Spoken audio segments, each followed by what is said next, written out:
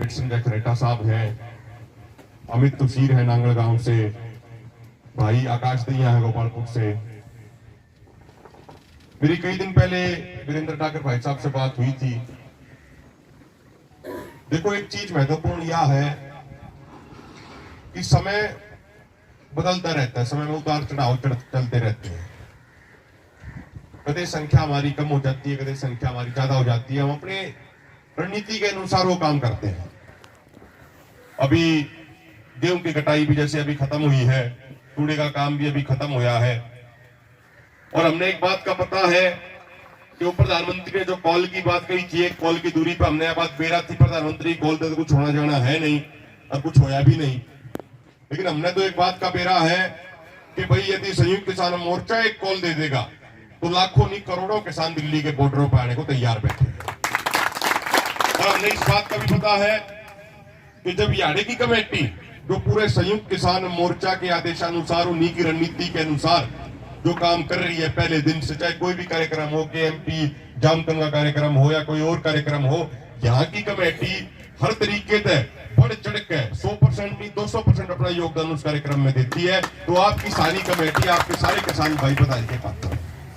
और हमने इस बात का भी पता है, यहाँ बहुत बड़ी बड़ी पंचायतें भी हुई है, इनमें हजारों की संख्या में कई हजार आदमी रहे हैं।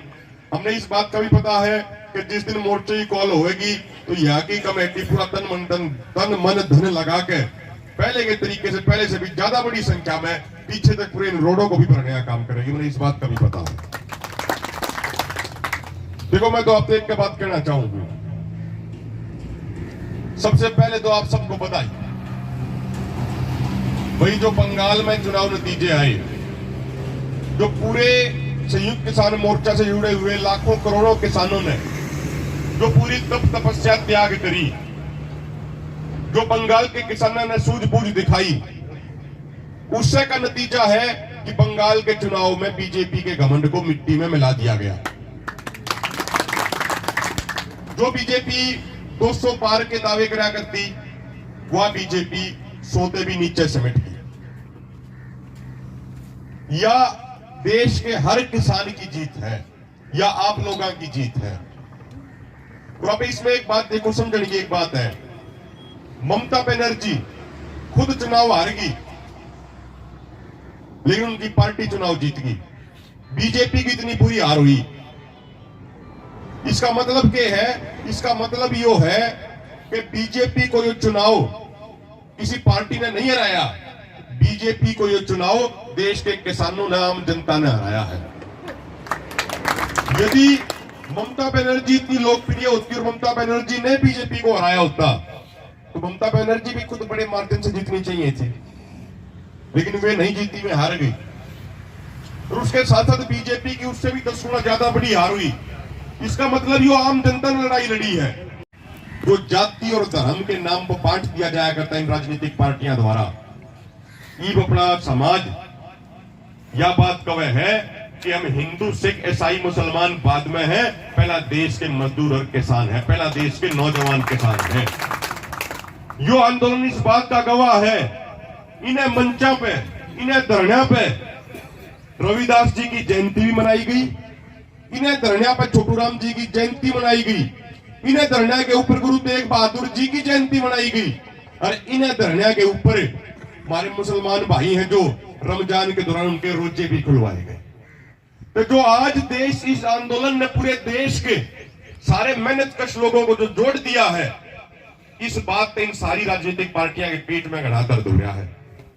क्योंकि ये राजनीतिक पार्टी आज तक हमने जाति के नाम पर कदे 35 बनाम 1 का नारा दे देते, कदे जाट बनाम नॉन जाट का नारा, कदे मराठा बनाम नॉन मराठे का नारा, कदे पाटीदार बनाम नॉन पाटीदार का नारा, तो कदे हिंदू मुसलमान का नारा। जो इस तरीके के नारे देकर जो हमारे समाज ने तोड़ के हमारा शोषण करा करती, जो ये सारी पार्टी, इन सारी पार्टियां पेट में दर्द हो रहा है। क्योंकि अपने किसान कौमा की, अपने मजदूर कौमा की, सारी कौमा की जो मेहनत कश लोग हैं, उनकी एकता होगी। यह इस आंदोलन ने सबसे बड़ी बात करी है। और हम तो एक बात कहे हैं, भाई हमारे ऊपर तो परमात्मा की उस रब की दया है। अपने धरना पे कोई भी धरना चल रहा हो, चाहे सिंघू का हो, टिकरी का हो, गाजीपुर का हो, पलवल का हो, शाहजहांपुर का हो, ढासा बॉर्डर का हो, अपने धरना पे जो और टोला बचाल रहे उड़े की भी बात कर लें, उस परमात्मा की दया है अपने हाथ तक कोई कोरोना केस उस तरीके से नहीं आया। और परमात्मा की दया रहेगी तो आका होगा भी नहीं, क्योंकि हम तो काम में धूप में काम करनी है। पसीना, जिस मानस का पसीना नहीं सूखता उसका कोरोना क्या करेगा। और दूसरी बात, लेकिन एक और जो सवाल है आज, तो पूरे देश को सोचना चाहिए जिस सवाल के ऊपर। एक साल पहला, देखो हम डॉक्टर तो हमारे में तो कोई भी नहीं है, एक साल पहला जो बीमारी बताई गई कि वो थी ना थी वो तो डॉक्टर जाना राम जाना, हमने नहीं बेरा जी। लेकिन जो एक साल पहला लगभग देश के सामने जो बीमारी बताई गई,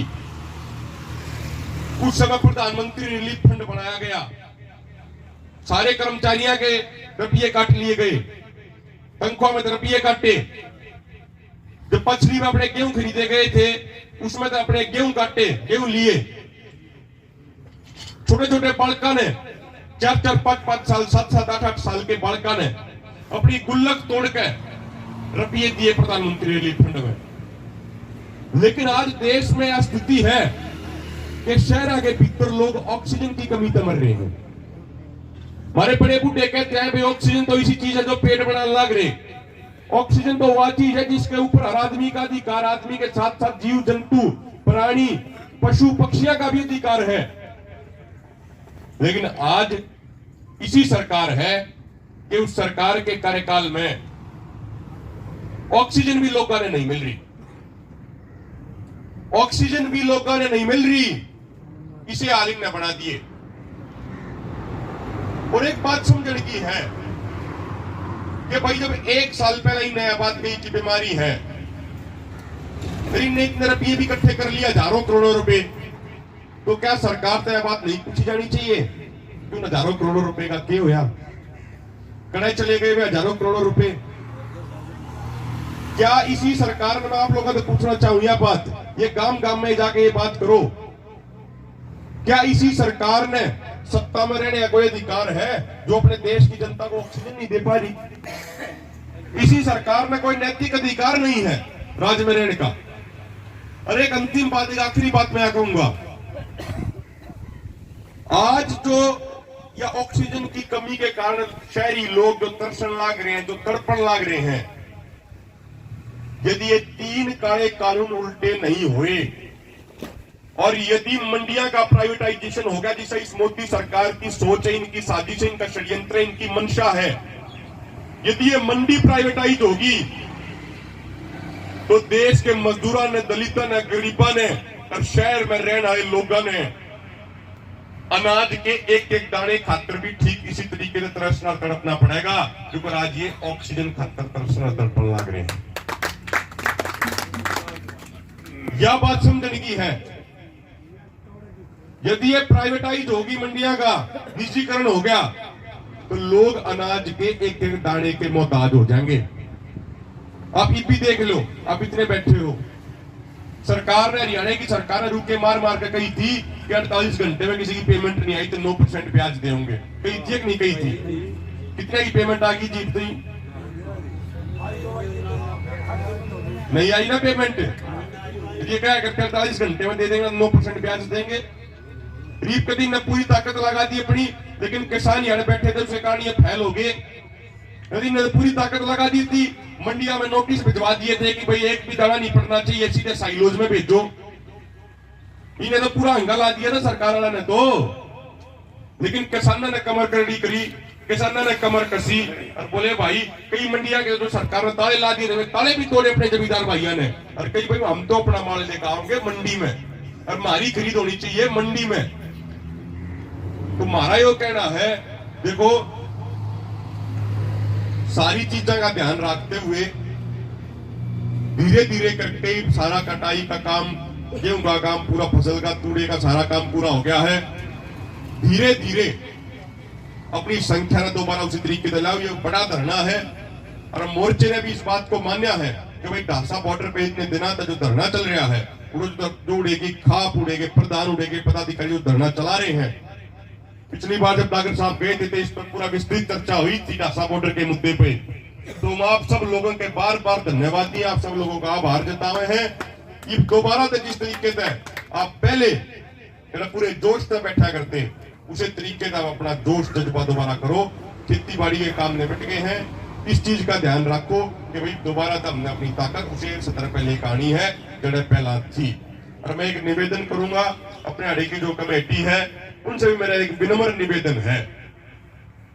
देखो एक नॉर्मल बुखार, वायरल बुखार है, वो गांव गांव में फैल रहा है, तो उस चीज को ध्यान में रखते हुए मान लो आप यहाँ अगर 2 बार चाय बनाओ हो तो 1 बार के चाय की जगह जो अपना बिल्कुल देसी चीजा का जो काढ़ा हुआ है वो काढ़ा बना गया। बात मोर्चे की मीटिंग में भी हुई थी डॉक्टर साहब कि भाई देखो हमने अपना बचाव भी करना जरूरी है। वायरल बुखार है जो हर बार सीजन बदला, मौसम बदले, जब आया करे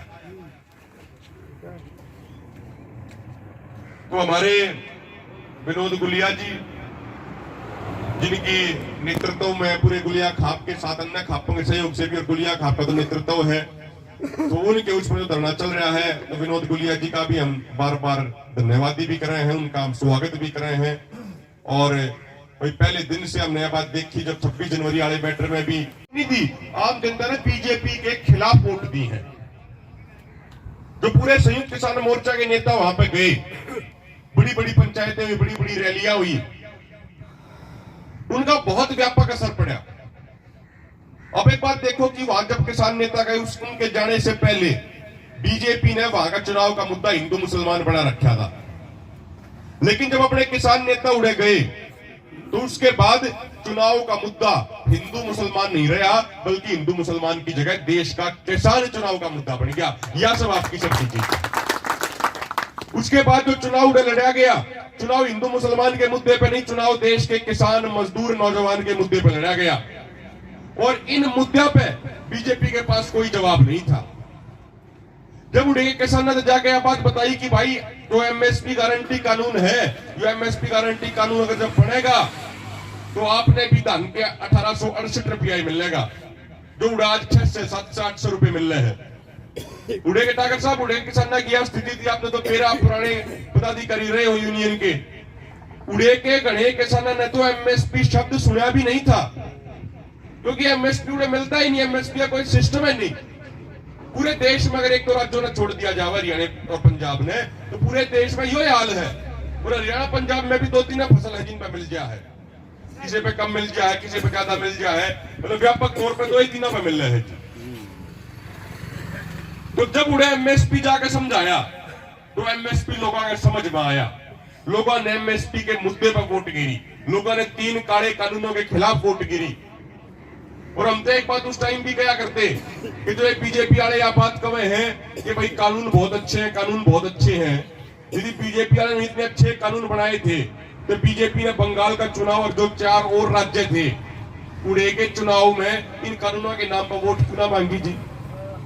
यदि ये कानून इनके इतने बढ़िया थे तो इन कानूनों के नाम पर वोट क्यों ना मांगी? तो जो आप लोगों का मेहनत, आप लोगों ने जो ये संघर्ष कराया है,